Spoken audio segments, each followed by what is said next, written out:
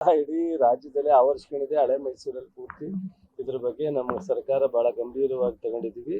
ಈಗಾಗಲೇ ಅದ್ರ ಬಗ್ಗೆ ದೊಡ್ಡ ಎಂಕ್ವೈರಿ ನಡೀತಾ ಇದೆ, ಕ್ರಮ ಆಗ್ತಾ ಇದೆ ಎಲ್ಲ ಹಂತದಲ್ಲೂ. ಬಟ್ ನಿರಂತರವಾಗಿ ನಾವು ಅದ್ರ ಕಡೆ ಗಮನ ಹರಿಸಿರೋದ್ರಿಂದ ಒಬ್ಬ ಎಂಪ್ಲಾಯ್ ಅಂದರೆ ಔಟ್ಸೋರ್ಸ್ ಎಂಪ್ಲಾಯ್ ಅವರು ಮಾಡಿದ್ದಾರೆ ಅನ್ನೋದು ರಾತ್ರಿ ಗೊತ್ತಾಗಿ ಹೋಗಿ ಅವ್ರನ್ನ ಅರೆಸ್ಟ್ ಮಾಡಿ ಕೇಸನ್ನು ಹಾಕಿ ಎಲ್ಲ ಥರದ ಕ್ರಮ ಜರುಗಿಸಿದ್ದಾರೆ. ಅಧಿಕಾರಿಗಳ ಕ್ಯಾಂಪಸ್ ಅಲ್ಲೇ ಇದಾಗಿರೋದು ಅಂತ ಈಗ ಏನಾಗುತ್ತೆ, ಮಾಡ್ತಾ ಇರೋರೆಲ್ಲ ಇವರೇ ತಾನೆ.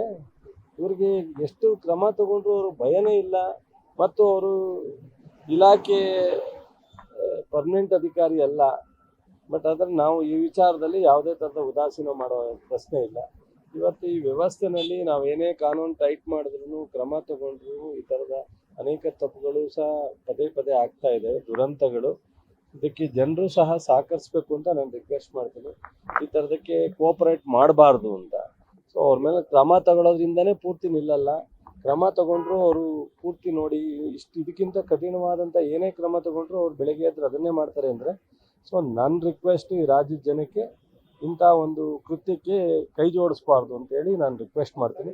ಬಟ್ ನಾವೇನು ಸಿಎಂ ಗಮನಕ್ಕೆ ತಂದಿದ್ದೀನಿ. ಅವರು ಸೀರಿಯಸ್ ಆಗಿ ಕ್ರಮ ತಗೋಬೇಕು ಅಂದ್ರೆ ಈಗ ಆಲ್ರೆಡಿ ಕ್ರಮ DC ಅವ್ರಿಗೆ ಹೇಳಿ ಕ್ರಮ ಜರುಗಿಸಿದ್ದೀವಿ. ಬಟ್ ನಾನು ವಿನಯಪೂರ್ವಕವಾಗಿ ವಿನಂತಿ ಮಾಡೋದು ಸಾರ್ವಜನಿಕರಲ್ಲಿ ಸ್ವಲ್ಪ ಕೈ ಜೋಡಿಸ್ಬೇಡಿ ಇಂಥ ಭ್ರೂಣ ಹತ್ಯೆಗೆ ಅಂತ.